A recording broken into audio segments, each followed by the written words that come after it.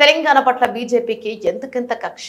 8 మంది బీజేపీ ఎంపీలను తెలంగాణ ప్రజలు గెలిపిస్తే తెలంగాణ నుండి 2 కేంద్ర మంత్రుల నుండి కూడా ఒక్క రూపాయి తీసుకురావడం లేదు. ఆంధ్రప్రదేశ్ లో ప్రాజెక్టుల నిర్మాణానికి 1,60,000 కోట్లు కేంద్రం ఇచ్చినప్పుడు తెలంగాణకు అందులో 1% కూడా ఎందుకు ఇవ్వడం లేదని హరీష్ రావు బీజేపీపై ఫైర్ అయ్యారు.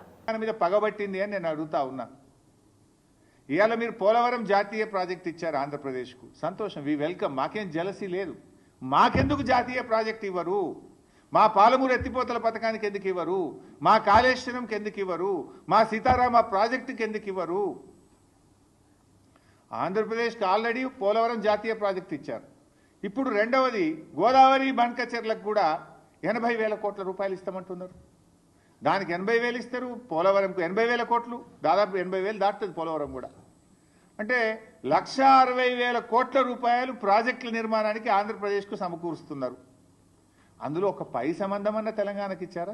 1%, 1,600 కోట్లని ఇచ్చారా అని అడుగుతా ఉన్నా నేను. ఇయ్యనప్పుడు 8 ఎంపీలు బీజేపీ గెలిచి ఏం ప్రయోజనం?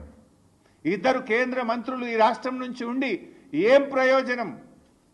మీరున్నది పదవులు అనుభవించడానికా, ప్రజలకు సేవ చేయడానికా? ఈ రాష్ట్ర హక్కులు కాపాడడానికా? ఈ రాష్ట్ర హక్కులు హరిస్తుంటే కళ్ళు మూసుకొని కూర్చోవడానికి ఉన్నారా అని చెప్పి నేను అడుగుతా ఉన్నా.